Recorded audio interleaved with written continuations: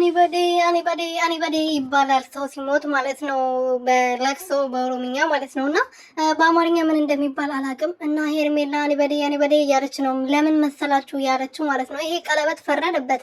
ቀለበት አድርገልኝ ነበረ፣ አፈቅርሻለሁ ብለኝ ነበረ። እንኳን አንቺ ቆርቆሮ ትላንት የመጣች ቅርና ልዕልቷ ሩትዬን ህይወቱን የቀየረችለት አፈቅርሻለሁ ብሎ ስንቴ ተንበርክኮ ቀለበት እንዳላደረገላት እሱን ረስቶ አይደል እንዴ አንቺን አፈቅርሻለሁ ያለው?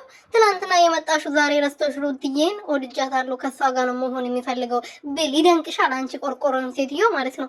እኔ እኮ ግርም ነው የምትይኝ። እንኳን የልጁ እናት ትቶ አንቺ ጋር መጥቷን ነበረ።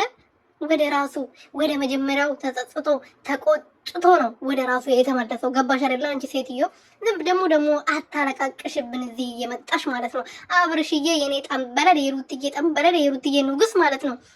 ከዚህ በኋላ ልጄም እኔም ሩትዬ ማጠገብ ሚስቴ ማጠገብ እንዳትደርሺ ብሎ እንግዲህ ከነ እጁ አስጠንቅቋት ይወጣ ማለት ነው። እና በደንብ አድርገሽ ታንተሻል። እንግዲህ እናንተ ወንድም ነኝ እህት ነኝ ምናምን የምትባሉት ደግሞ ኩትቶች ማለት ነው ራሳችሁን እስኪ አስከብሩ። አሁን ራሱ እህት ነኝ መለሽ አጠገቧ የቆምሹ አፍሽን ይዘሽ አፍሽን ከፍተሽ የቆምሹ ሴትዮ ማለት ነው።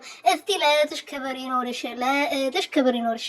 ሰላም ቤተሰብ እንዴት ናችሁ? ደህና ናችሁ ወይ?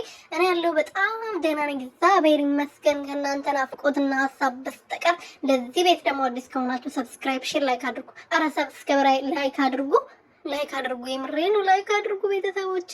እና ዛሬ አብርሃም እንግዲህ ሄርሜላ ቤት ሄደዋል። በጣም ታማለች ስለተባለ መንቀሳቀስ አቅጧታል። ከሰው ጋር መገናኘት አትፈልግም። ራሷን ለማጥፋት ገመድ ገዝታለች፣ በረኪና ገዝታለች። ብዙ ራስሽን ማጥፋት ጥሩ አይደለም፣ ኃጢአት ነው። ሌላ ነገር ነው መሰለኝ፣ ሌላ ኃጢአት ነው መሰለኝ። ፈጣሪ የፈጠረው ነፍስ አንቺ ምን ቤት ነሽና ነው የምታጠፊው? እና ያው ራሷን ታጠፋለች ምናምን ስለተባለ አብርሃማችን ደግሞ የንግስታችን ባል ደግሞ ምስኪን ነው። እንደዚህ ስታይ ራሱ ፊቱ ራሱ ይናገራል ምስኪን መሆኑ። እና ያው ራሷን አጥፍታ በኋላ እኔንም ከሚቆጭኝ ብላ ሩትዬም ለሰው ታዝናለች። እና ባህሏን እንግዲህ ከኤፋዬ ጋር ወደዛ ልከዋለች። እና እዛ ሄደው እንግዲህ እያለቃቀሰ አላለቀሰም፣ ፊቱን እንትን እየጣለ ነበር። እቺ ደግሞ አልቃሻ ማልቀስ አይሰለቻት ለማኝ